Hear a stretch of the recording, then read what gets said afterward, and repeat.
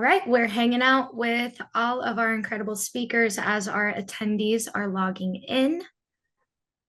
Jonathan, we can see your beautiful face. Thank you for interpreting. Wow, our numbers are climbing fast, folks. We are already over 30 participants logging in. Fantastic. Ashley, this is our fourth Disability Soccer Month, my third one with you, but my fourth in attendance as well. How are you feeling today? Feeling great. Coming off the back end of San Antonio. I don't know how you have the energy for this, Josh. I am in awe of your putting this together. We're going to say that a few times tonight because I am super impressed with what you got together, given how much energy you put into the weekend we just all had in San Antonio. So you get my gold star for the day. Thanks. Our event in San Antonio was pretty awesome. I think we had over 45 different soccer players of different abilities. We had ages 3 years old to 62 for our Yep. players, which was pretty awesome across, Yep. I think, 6 different disability soccer organizations. We saw representation of AYSO Epic, amputee soccer, blind soccer, CP soccer, deaf soccer. We saw Down syndrome futsal, power soccer, and of course, US Youth top soccer. So it was a really awesome event. A lot of fun. A lot of fun. A lot of great feedback and events like we just did were spawned from starting this kind of thing where we all came together. It was I made some really great new friends. I know we've got Dan Broom speaking later, but we made some great friends from AMP Soccer. We made some great new friends from Power Soccer. Nathan May, I got to see some of your buddies. Got to do some cool stuff, right, Josh? Yeah, absolutely. It was a stellar event through and through. It Absolutely. is the top of the Eight hour, o'clock. 7 p.m. Central. So I would love to get this kicked off. Ashley, take it Yes, away. thank you, Josh. And I appreciate you all patience. We were just having a little chat about our event that we came off from the weekend. But welcome to our fourth annual U.S. Soccer Disability Month and a webinar that we're going to do some coach education, give you lots of information. This will be available to a lot of different people. And just so you all know as well, there's a bunch of different stuff going on with the U.S. Disability Soccer Awareness Month. There's a webinar being done about coach training also that will be coming out next week. So much stuff going on. How U.S. Soccer has expanded this and done a great job with it is fantastic. So I'm Ashley Hammond. I'm the chairperson of the U.S. Soccer's Disability Committee, as well as the co-founder of CP Soccer. And in collaboration with the Disability Committee, and truly it is a wonderful committee of people that have worked are working very hard together. And for the last 3 or 4 years, have really done a wonderful job coming together for stuff like this. And in conjunction with the Adapt and Thrive Working Group, we've prepared this and another athlete focused event on Saturday the 16th as well. Now, these groups are voluntary subsets of U.S. Soccer's leadership with the intention of developing and expanding opportunities for the disability soccer community. The purpose of today's event is to develop the coaches, referees, administrators, and other staff and professionals serving players with varying abilities. We hope that you find this valuable. We know you will on the topics and take at least one new good idea away. Please don't hesitate to contact us or the leaders of organizations that you hear or see about tonight that you weren't aware of. We know that awareness is crucial, and we know that knowing about us is crucial too. So if you just joined, I was just glowing about Jocelyn Bigelow. Jocelyn came up. We are me and myself, Jocelyn, Josh McKinney, Hannah Van Endenberg, couple of other people on this. Just coming off the back end of an amazing 4 days in San Antonio. U.S. Soccer's Innovate to Grow grant has afforded us the opportunity to put on a number of events, and I'm going to be emceeing tonight with the most incredible. She poured her heart and soul into the last 4 days, and how she came together to get this ready is beyond me. Sitting back in Oregon, welcome to the leader of Adapt and Thrive Working Group, Jocelyn Bigelow. Oh, thank you. Thank you. As Ash said, my name is Jocelyn Bigelow. I am one of your two very rambunctious and excitable MCs for the evening. We love everything we do in service of athletes with disabilities, but we're also very mindful that it takes a village to do the things we do in the sporting community. Not only that, we have individuals with disabilities among our ranks as staff persons, as coaches, referees, as administrators, as volunteers. parents, guardians, family, and fans. So we're really grateful to welcome all of you here. To our speakers, we have over 50 attendants and counting very quickly.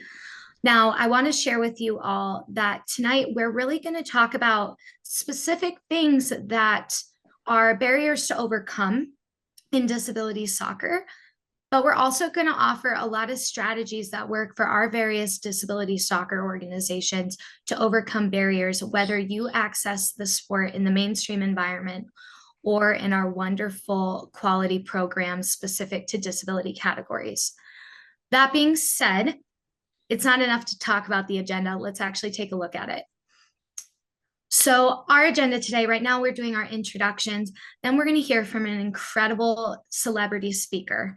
After our celebrity speaker shares their experience in the disability soccer community, we are going to hear about barriers for access and universally designed coaching. We're going to learn about inclusion with purpose and social emotional learning in the disability soccer sphere. We're going to talk about shaping the environment to be most conducive to learning. And then we're going to share with you some disability soccer resources. We will end with a note from our president, Cindy Cohn. Before we get on with the rest of tonight's programming, though, I want to note the accessibility features available to our attendees. We have wonderful, incredible ASL interpreters on screen with us. Jonathan Robinson is spotlit for you all. So if you benefit from ASL interpretation, he will be on screen, and then we will transition to our wonderful friend Mandy when he needs a break. We also have closed captions enabled. So if you benefit from closed captions in English or other languages, please feel free to do that for yourself. In addition, if you are an individual who is blind, vision impaired, or maybe we just don't have the accessibility features that you need, one of our lovely Adapt and Thrive members, Alexia McKeedy, has posted in the chat an access to our run of show today or our transcript so that you can read along with us. Now, we will do our best to describe images on the screen. However, there's not a lot to see. What's really important is what you hear. Our speakers are bringing to you years of expertise, lived experience, and education. So we're so grateful to have them all on here, as well as our Adapt and Thrive working group helping make this possible. Alexia McKeedy, Chris Faria, Paige Bedre, thank you. Now we will go into our celebrity speaker, Ash. Yes, thanks, Josh. Great job on the introduction of the agenda. So our first celebrity speaker, we talk about the pyramid, we talk about building and building and building, and who better to speak about the journey and the trials and tribulations of making it than one of my favorite human beings on the planet. Had the good fortune to spend the past 4 days with him in San Antonio, had the good fortune to travel with him extensively in Europe and in the US as he's worked for CP Soccer, as he's worked for US Soccer, and truly a glass shattering or ceiling shattering human being who was nominated for the Hall of Fame over the past couple of years. And then finally, for those of you that don't know, had his best buddy, Chris Aarons, whisper in his ear by surprise on the training field a couple of weeks ago that you are going to be in the Soccer Hall of Fame, the very first disability athlete to go into the Hall of Fame. I cannot tell you how much I love this guy. He's an incredible coach. He's a wonderful mentor. He's a great person to be around. I like to think of him as a good friend. Welcome to speak about his journey. And most of all, from all of you, I know you say this from the bottom of your hearts. Congratulations to just a great guy. Welcome to our conversation, Josh McKinney. Thank you, Ash. Yeah. And if you could hear the applause, it would be many, many, many people applauding right now. Thank you. Yes, hi. I'm Josh McKinney. Yes. It happened. I guess a week or 10 days ago. Chris Aarons surprised me. What a great surprise. Obviously honored to be the first ENT athlete to be inducted, and obviously second is now that future generations have the opportunity to have that pathway. Currently, I'm a coach in Raleigh. I'm also, obviously, like Ash said, I'm a coach for CP Soccer. So back in, well, my mom signed me up for soccer way back in 1984, and I fell in love with the game. And it wasn't until 1995 that I came across an article within soccer.com, which was Eurosport back then, about the Paralympic team playing in the 92 Paralympics. Went to a camp in Dallas back in 95, tried out, made the team, and then by that December we went to the Pan Ams, and then just took off from there. And that was the first time that I had competed against anyone that had a disability. So before that, so playing club, playing in high school, it was just me, and then everyone else was able-bodied. So I had to kind of learn to stay on the field. So there was moments, throughout my early career playing against able-bodied that I struggled.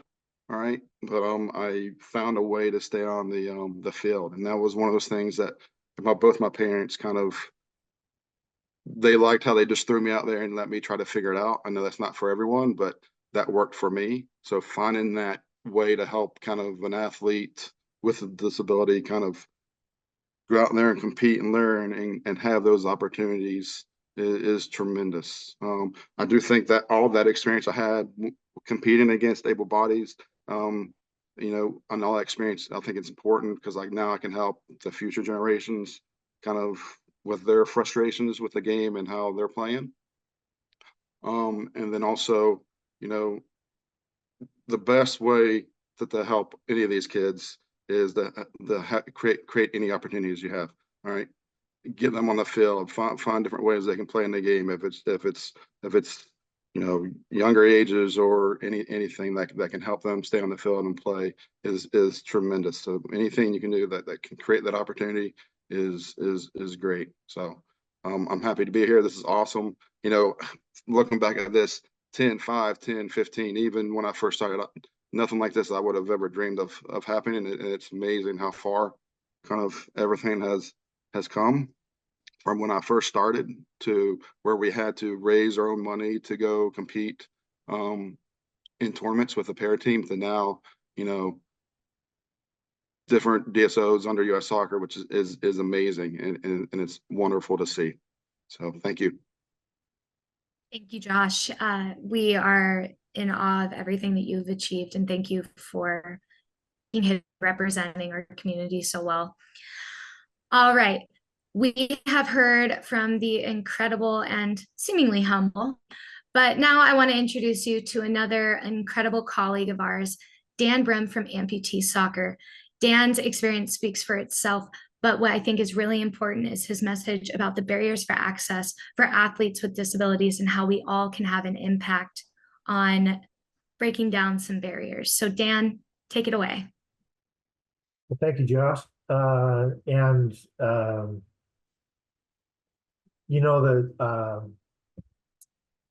What I see when I talk about barriers for me and from my experience and the experience of the amputee players is the barrier that that everybody else is playing 11 on 11 and they're running very fast and the game is moving a lot quicker than a lot of amputees can keep up with. Now, when the game is for younger kids, when they're just starting, when they're 5, 6, 7 years old, a lot of amputees can just play along with the game. The game is less organized. Doesn't move nearly as fast. So a lot of amputee players, either with or without their prosthetics, can participate. But as they get older, the game gets more sophisticated and the players on the field are moving a little bit quicker, and it's harder for amputees to keep up and to stay competitive. But they really want to play. Though we all want to play that beautiful game. So what happens is they end up they stop playing. Josh mentioned that he was able to continue to play, and he found he was able to improve, and that proved to be very beneficial with his career with CP Soccer. And that's the case for some of the amputee players, but it's very difficult once they get to a certain age to stay in the game. They see their brothers and sisters, they see their family and friends playing, but they're having trouble keeping up.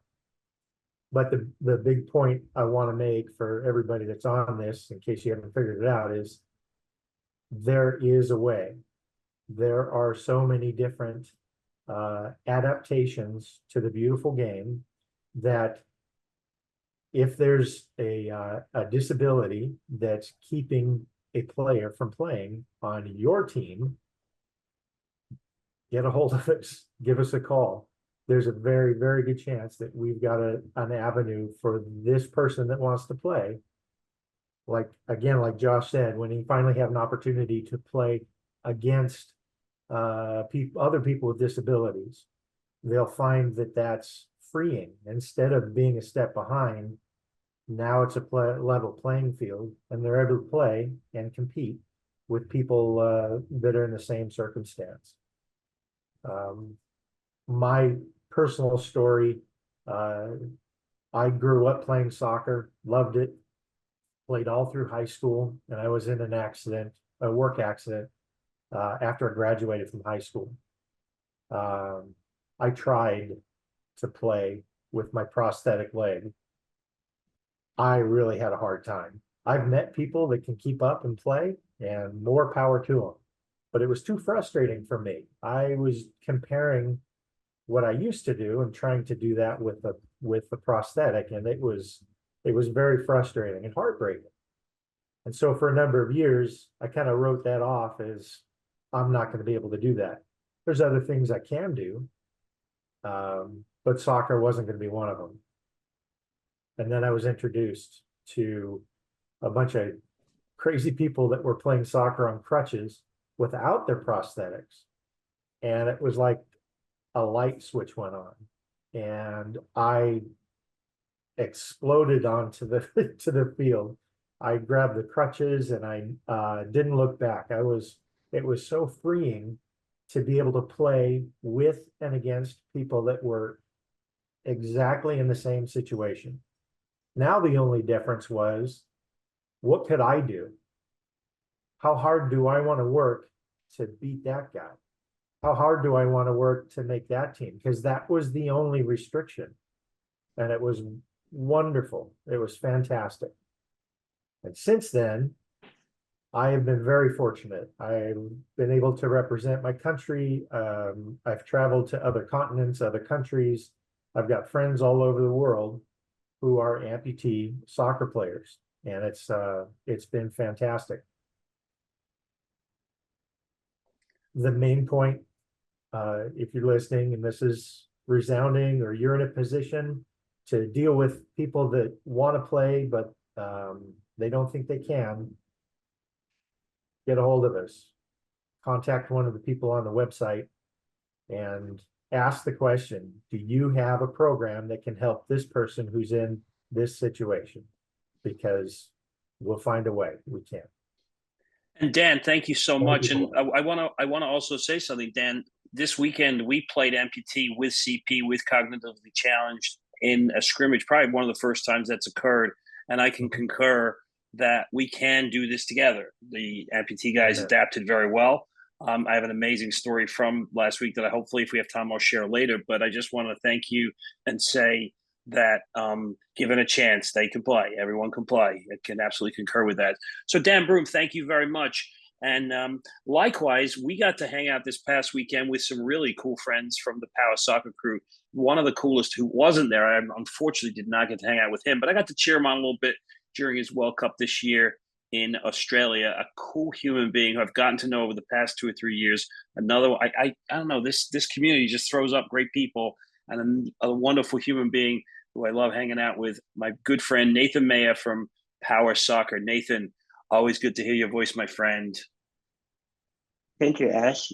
And yes, that means so much. And I heard that that was a great event in San Antonio last week. Yes, it was. Yes, it was. Your guys were amazing, Nathan. Yeah, that's awesome. I wish I could have been there, but I appreciate it. Ever since I was little, I've had to learn how to adapt and make things universal. And that has not stopped in my world of soccer. And I've had the pleasure of being an athlete for almost 20 years now. And I've also had the privilege of being a coach for, I would say, the last 5 years. And if I had to sum up my entire career and what I've learned in coaching, and when I think about being universal in coaching and in sports, is don't be afraid. Don't be afraid of a barrier that Dan talked about, and don't be afraid to try things. Like a quick personal story. I have struggled with my arm and to drive my chair, and I've had to try some pretty unique things to be able to drive, whether that's putting a pad under my elbow or under my hips, but not being afraid of trying things is very key in making things universal, both on and off the pitch. That example is on the pitch. Another example of on the pitch is I'm also a very quiet person. I can't really yell that loud, and if you've ever coached a soccer session that requires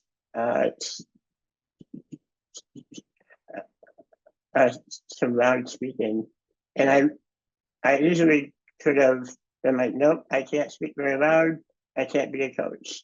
But instead I understood what the barrier was, and I found a way to overcome that, and that was just by finding a microphone and connecting it to a speaker, and now I was able to coach. So just not being afraid of the barriers that might be in front of you will allow you to adapt and be able to play or be able to coach. Now, one last thing that I've always been taught, and this is a great aspect in being universal in coaching, is always be open to learning, whether that's learning about yourself, learning about your athletes, learning about your coaches, and what they need and what you need. Just always be open to learning and never be afraid of that. And it's amazing what can come when you're open to learning and open to new ideas. And that's allowed me to be a player and a coach. And I've learned a lot in my years, and I hope you can learn more about yourself and your athletes. And just being. Thank you, Nathan. Yeah. I appreciate the message, not only to how we can support and adapt our environment for our players, but also for our staff. I strongly believe that if somebody wants to be a coach, let's take the steps to get them there. And I think you just offered some really vital tidbits on that. So thank you. Our next speaker is Miss Katie, or I'm sorry, Coach Katie, the highest form of praise, Katie Smith. Please welcome Katie Smith from Blind Soccer as she talks to us about how to include athletes with purpose and intention. Yeah, thank you, Jocelyn. So I'm really gonna piggyback a little bit off of what Nathan had said. I really think when we're talking about inclusion, we're really focusing in on adapting for these athletes, no matter what game they're playing, right? We're all here for soccer and the love of the game, and to make any of our players accessible and have access is really having the opportunity to adapt the game. So that may mean within your environment, looking at the surface that you're playing in. And I know when I started coaching blind soccer, we started off on just a park field and have grown into really researching other opportunities, such as like a mini pitch from the Columbus Crew that we're utilizing right now. Not every environment you're in is perfect, but you're able to research and adapt. You're going to focus on making it inclusive for all. Another aspect of inclusion that is just so important within the game of soccer is focusing on that safety aspect. With our athletes, they all are having eye shades on or are blind and visually impaired and a little bit nervous to really get out on the field, wear your eye shades and play a game without that vision. Some maybe have low vision or are visually impaired, and maybe they're totally blind. Everybody's on a different playing field. So really focusing on that safety. I think with any of our adaptive athletes, when I think of adaptive soccer is inclusive soccer, is focusing on safety. And a lot of our athletes have been told no all of their lives, that they couldn't be a part of sport or join sport. And we get the opportunity to say yes. And with that comes making sure the athletes feel safe and also the parents, right? So focusing in on that. I know in blind soccer, we put up bumpers to make sure some of our youth or athletes are safe. So thinking about the environment and also how you can make sure your athletes are feeling safe and providing those adaptations as needed. And when I think of just overall inclusion is just being a go-getter and being the person who is willing to adapt in any situation and make it inclusive. I know we have a lot of different volunteers who are a part of our program, and I'll either throw eye shades on them if they are comfortable and really allow them to be a part of the game. We have a ball with bells and rattles in it. And really, when I've gone out to the park with some of my athletes, we'll play a pickup game with anybody else who wants to play with us. We just utilize the ball. So some of those small adaptations that you can do even through a pickup game really ensure inclusivity during either practices or a pickup game on an open field. So really, if you want to be inclusive when we're thinking about all adaptive soccer, think about the adaptation to your environment, and then also think about safety for your athletes. Katie, thank you so much. I had the good fortune this week as part of the weekend in San Antonio to go from the power field to the CP field to the blind soccer field. We had 5 or 6 athletes show up for blind soccer each night. And I had never seen blind soccer up close and personal, and watching the level of trust that a blind athlete needs in the people around is incredible. And we got to throw the shades on a little bit, as did about 15 of our CP kids. And you are right. You are spot on with that message. First of all, we can. Second of all, trust. And I think number one, right? Safety. Trust and safety for the athletes, number one thing. And I can't tell you, if my piece of advice for everybody is everybody should try amputee soccer. Everyone should try blind soccer. Everyone should come out and hang out with our CP guys, and everyone should get in a power wheelchair every now and again, among other things in their life. If you've not done any of those things, you should. I tell you, it's a game changer. Talking of game changers, if you've never been around our next guest, you don't know what energy is. You don't know what yes means. As Katie is a yes woman, we have another yes woman. Lots of yes women here, which we love. And Kate, I apologize. Ronnie Andrew, this absolute ball of energy, is going to talk to us about teaching perseverance. Ronnie, who I also like to think of as a friend, you got the floor, and let's rock. Thanks, Ashley. I just had to unmute myself there.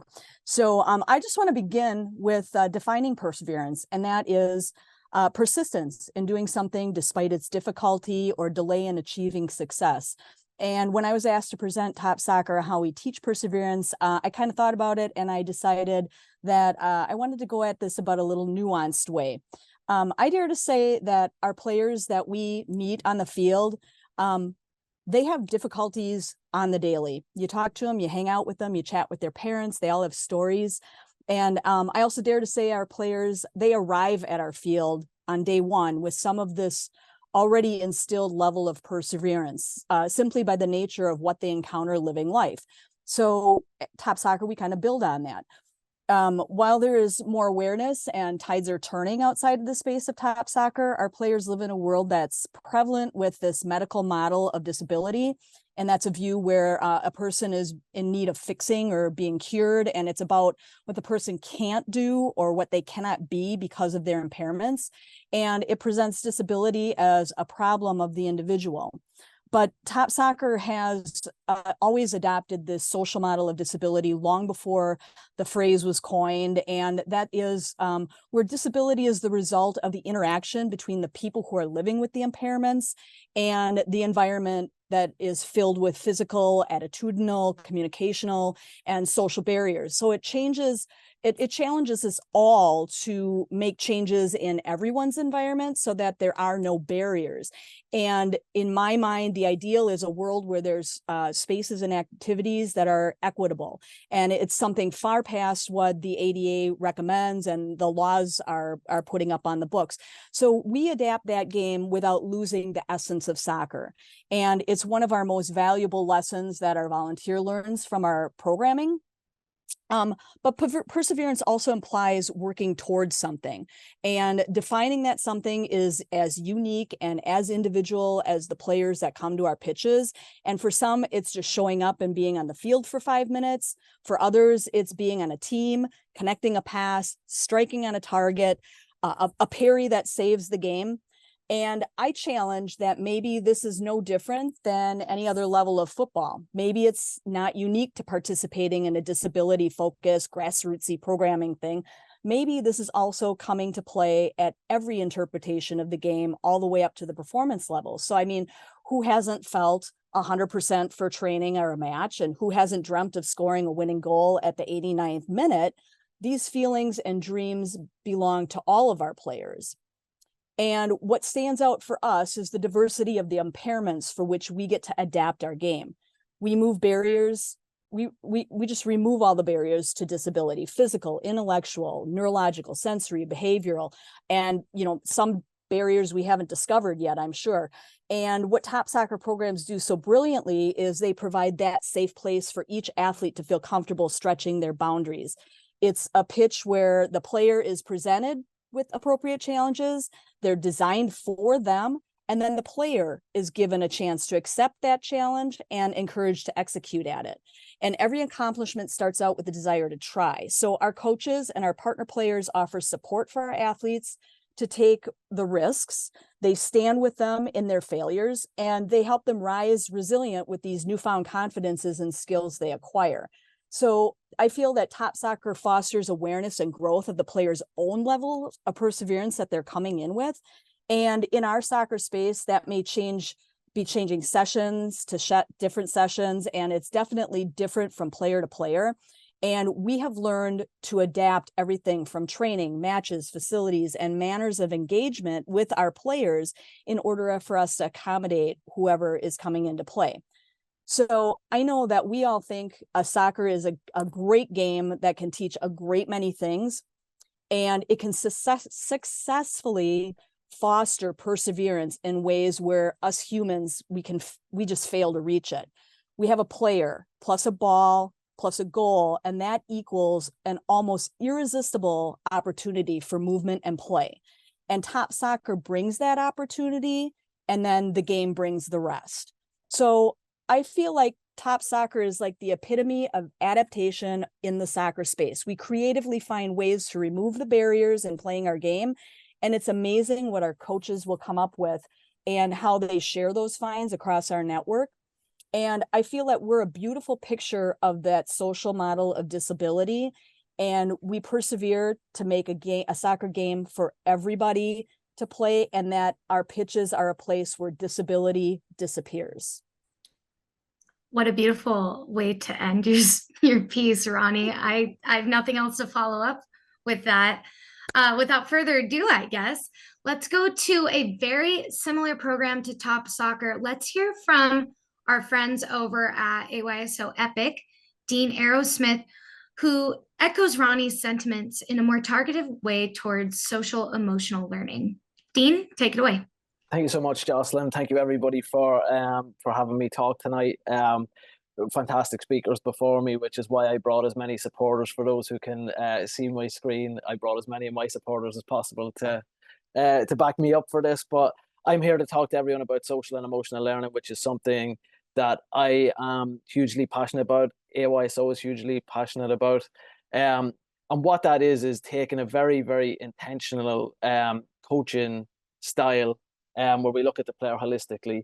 So what that means is we understand when we see players for the very first time, we understand their needs by the physical attributes they have, maybe the tactical awareness that they have, the technical ability that a player has, but we don't see everything that's underwater. So we don't see their social needs, we don't see their emotional needs, or in some respects, we don't see the cognitive needs that players have. So social and emotional learning, what that does is we've got 5 different key areas that we will look at in social and emotional learning. They are self-awareness, self-management, responsible decision-making, relationship skills, and social awareness. So when we're working in the EPIC program, and even in today's society, when we work in our more traditional programs in AYSO, what we are doing is in our curriculum, we're targeting one of these 5 key areas of social and emotional learning along with the soccer skills. So we could be doing a passing activity, and that would also be working towards relationship skills. So we're building that relationship with players, or with young athletes, with each other, with coaches, etc. And the reason why we do it in a community setting is soccer and sport, for the most part, it's where young athletes want to be, right? They want to be out on the field. They want to be having fun with friends. So we feel it's the perfect environment for them to learn the different SEL core competencies. And what the community programs offer is it's a chance to practice their social and emotional skills in a setting that's relevant to them, because, as I say, it's somewhere they want to be. There's 3 key areas that we've identified where soccer can help. So number 1 is the youth-adult relationship. It can be player and coach, it can be child and parent, but we just found in the research that we've done that SEL can really help with that bond between the adult and the youth that we're working with. It also, the second one is skill development, which is the opportunity to develop life skills besides soccer skills. So again, as I say, when we do our curriculum, it's very, very intentional. The SEL skill that we're working alongside in a relevant way with the soccer skill. So we're developing those both simultaneously. And then there's also opportunities for leadership. So there's opportunities to lead on the field, but there's also opportunities to bring those life skills into other activities, whether that be at home, in schools, etc. And I will finish up just by telling everyone a little bit of a strategy that we use. I'm flying through this, but I know we're a little bit short on time. But a strategy that we would use. So if there is a teachable moment in a practice, one thing that we use is we use a 3-step method, which is we identify what the situation is that is at play. We examine the situation, then we reflect on it. So really quick, we find out what the core competency is that we can work on. So what, if a player kicks a ball away in frustration, right, what's the core competency that we can work on? And that maybe it's self-awareness, self-management, etc. And we identify also the environmental stimuli for the action, why the player reacted in that way.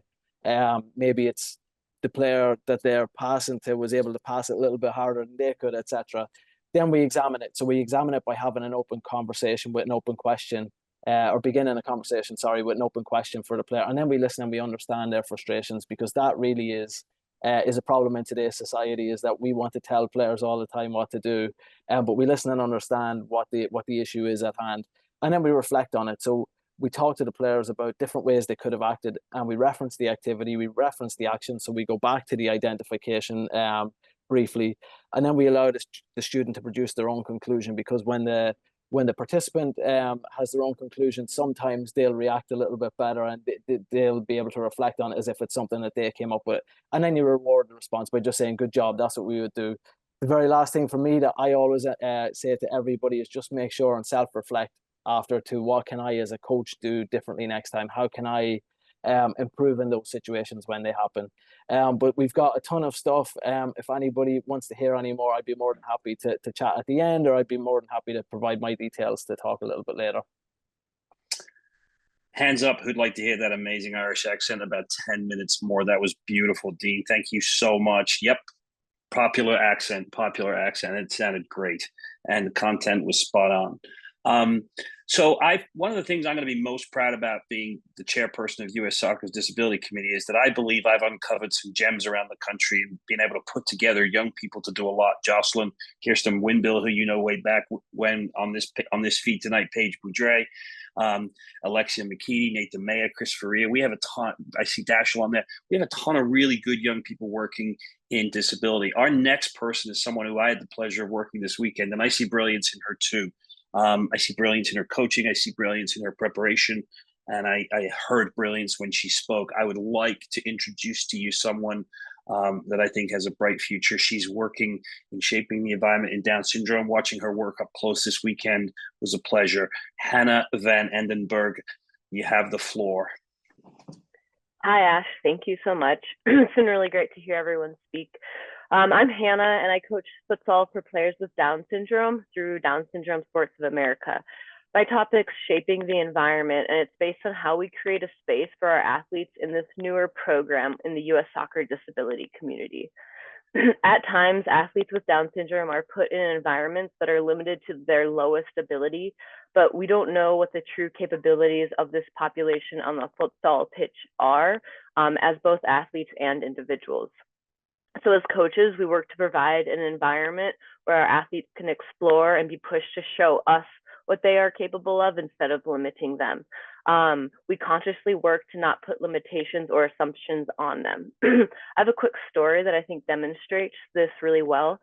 We have a player named Caden, and he's an athlete who came to us at Chula Vista in March, and his mom only committed to the first training session on the first day, and he'd only ever slept away at his grandparents' house.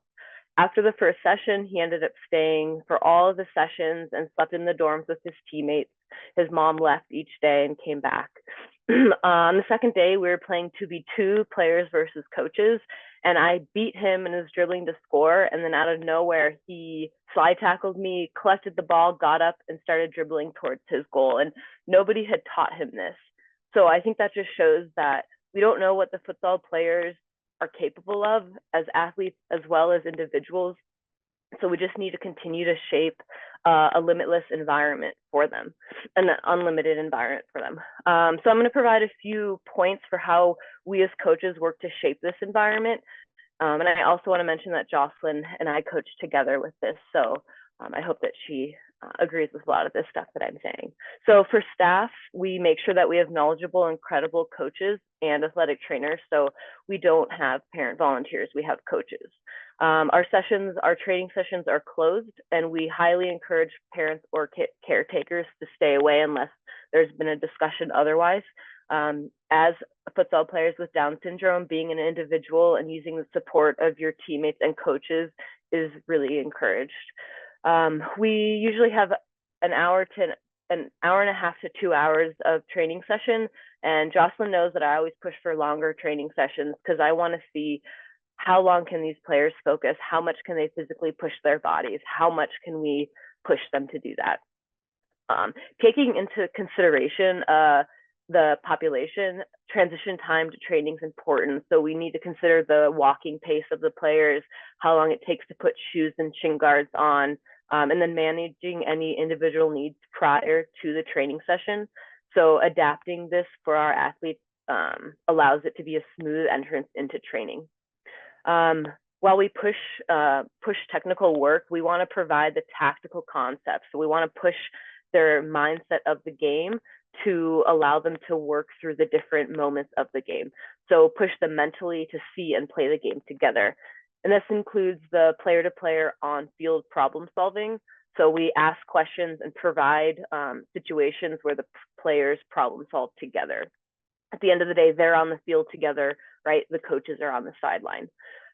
We encourage players to celebrate and support each other, even if it's not you individually done. So as coaches, we model the high fives, post-game sportsmanship, as well as how to handle tricky situations. And then another quick story is the first time that I met Jocelyn and we scrimmaged with the players. We played coaches versus players, and I learned that we don't go easy on them. We want to push them, put them in environments where they're challenged and they can learn what loss feels like and how to emotionally regulate those feelings. I remember we beat our players 7-1, and Jocelyn was like, "This is great. This is what they need." And I completely agree with that. And then lastly, as coaches, we must debrief after each session. We all are learning as we go, and it's good for us to disagree. But as we experiment, communicate, reflect, adapt, and learn, so do our athletes.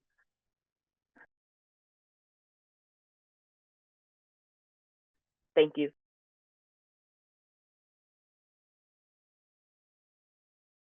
So Jocelyn, you're up with Chris Faria.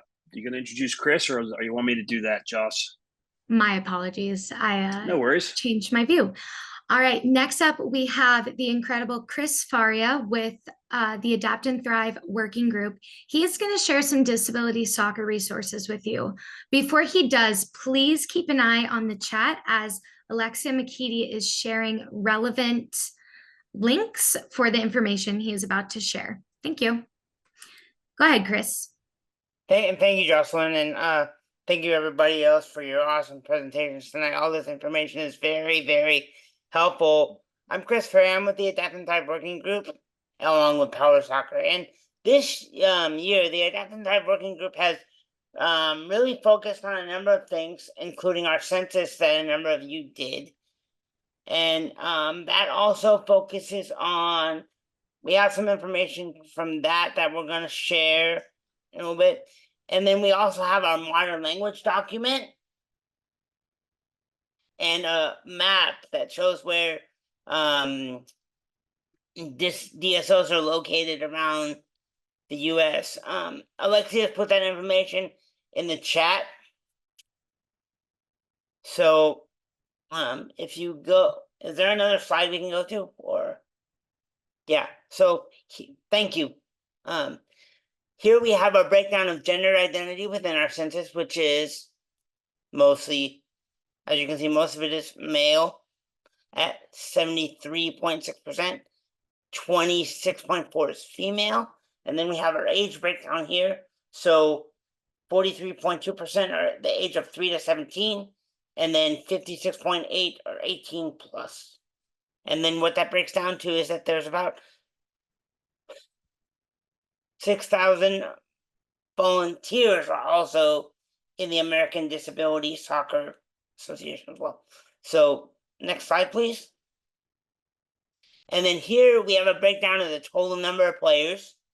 It's broken down into the non-competitive and competitive segments. So in the more non-competitive, you have USYS Tops, and then ASYSO Epic. And then in the competitive sector, you can see Power Soccer, Nice Sport, which has the most. And then the others are kind of steadily growing or at a consistent level, which is also good. But sports growth is also, as we talked about this, sports growth is kind of one of the barriers that we're all trying to work past. So, and then that breaks down to, there's more than 15,000 players with soccer disabilities in the United States. And then the avenue, is there another slide or no? The avenue, before we get to Alexia, the avenue you can see most of that on is for our resources with our modern language document, and a lot of these other with the map is UnitedAdaptiveSoccer.com. Thank you. Thank you, Chris. Thank you, Chris. Hello, everyone. My name is Alexia McKeedy. I'm a fellow member of the Adapt and Thrive Working Group. I've been carefully monitoring the chat feature throughout tonight's webinar, alongside Dashel. We have a few questions that we thought would best be answered by Jocelyn and Ashley tonight. But also please don't hesitate to add additional inquiries in the chat, and we will do our best to answer them. So my first question for Jocelyn and Ash tonight is, what are some resources that can help access proper equipment for my specific DSO? That's a really good question. So all you basically need for a soccer session is a ball, cones, something to make some goalposts, right? Soccer is scoring goals. Now, for the different persons with different physical disabilities, there may be different equipment to access. For amputee soccer, they may need forearm crutches and goals specifically for 7-a-side soccer, which is not dissimilar to CP, right, Ash? Correct. Yeah. Do you And one of use any adaptive equipment in CP soccer, Ashley? Yes, we do. Our goals are different.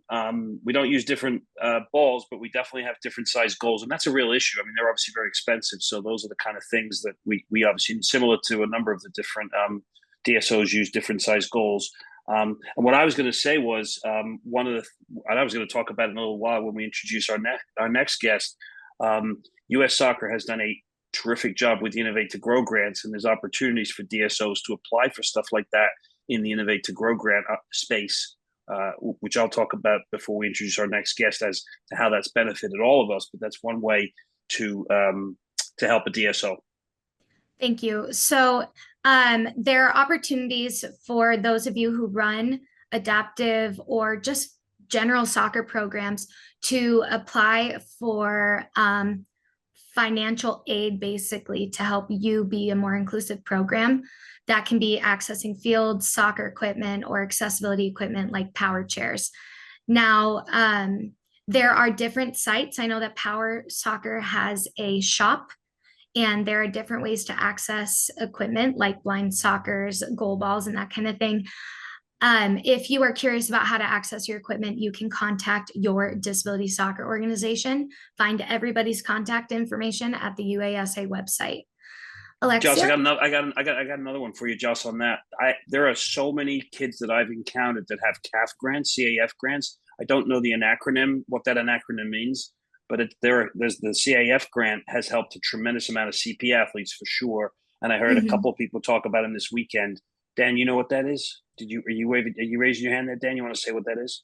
I did. It's the Challenged Athletes Foundation. There you go. Thank you.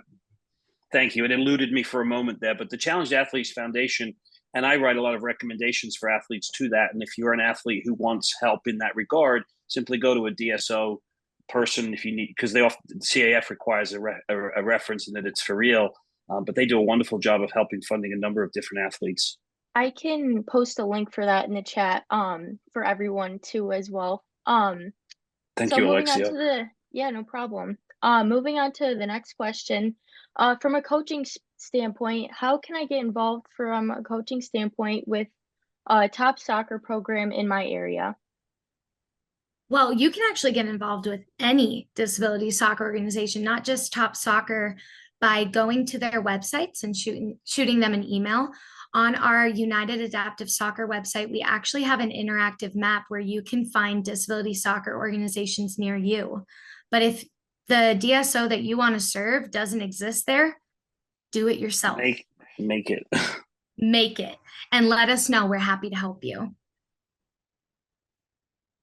And my final question for both of you is, who should I contact if I'd like to help support a DSO, whether it's donating or help give back to that specific organization?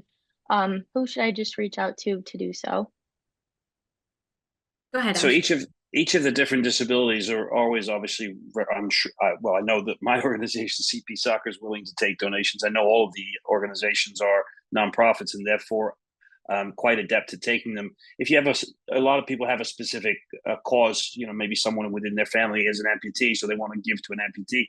All you have to do is reach out to those different DSOs and they'll happily give you the process by which you can make a donation, and almost invariably have a donate button on their website.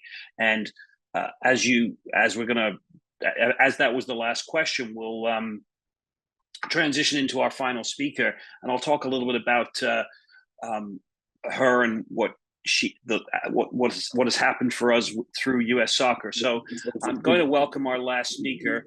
For those of you that don't know,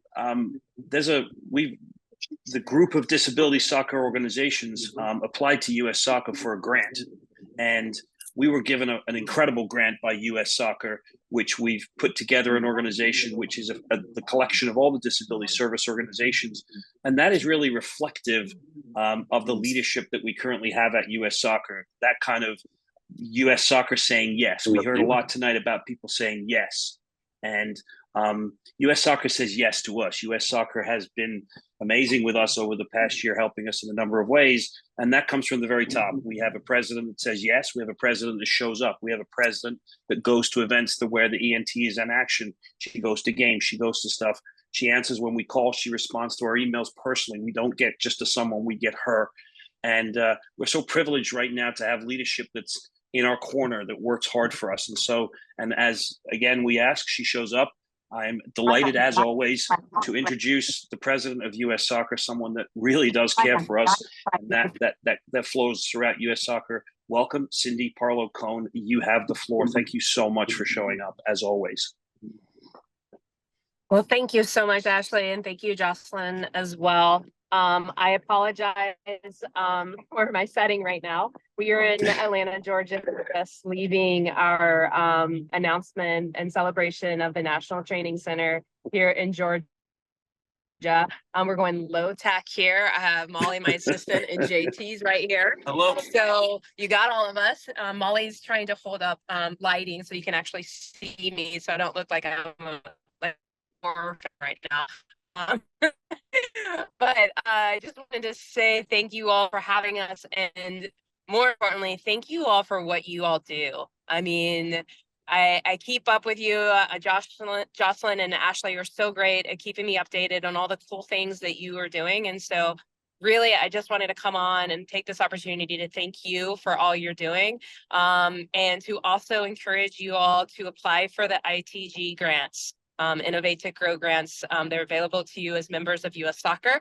So this is a little bit over a $3 million fund in which we give out to our members, especially going forward with our accelerated initiatives. But speaking about the National Training Center, I think one aspect of our membership that is set to really be able to use this facility and grow within this facility is our extended national teams and our disability soccer organizations. So if you can think of uses for our National Training Center, please reach out to us and let us know about those, so that we're making sure we're incorporating everything that you would need in the National Training Center, because this isn't just U.S. Soccer's National Training Center.